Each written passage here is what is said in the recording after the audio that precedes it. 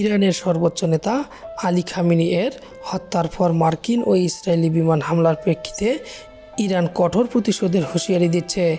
এ ঘটনার সঙ্গে সরাসরি সম্পৃক্ত হিসেবে জামকারা মসজিদে লাল পতাকা উত্তোলন করা হয়েছে, যা ইসলামী ও শিয়া ঐতিহ্য শহীদদের প্রতিশোধ ও প্রতিরোধের প্রতীক হিসেবে বিবেচিত।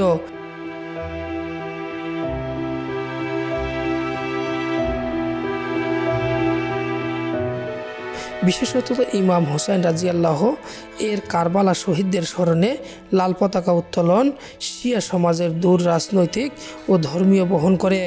অতীতেও 2020 সালে 4 জানুয়ারি কুদস বাহিনীর প্রধান মেজর জেনারেল কাসেম সোলাইমানি এর হত্যার পর গত বছরে আগস্টে হামাস নেতা ইসমাইল হানিয়া এর নিহত হওয়ার সময় এই পতাকা উত্তোলন করা হয়েছিল। এবারে লাল পতাকা উত্তোলন ইরানের অভ্যন্তরে কঠোর প্রতিক্রিয়ার ইঙ্গিত বহন করেছে, যা প্রতিশোধের সংকেত দিচ্ছে।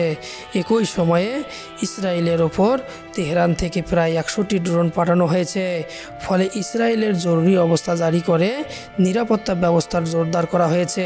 এই পরিস্থিতিতে ইরান ইসরায়েল উত্তেজনার নতুন মাত্রা তৈরি করেছে, যেখানে ধর্মীয় প্রতীক ও সামরিক পদক্ষেপ একত্রে রাজনৈতিক সংকেত হিসেবে ব্যবহৃত।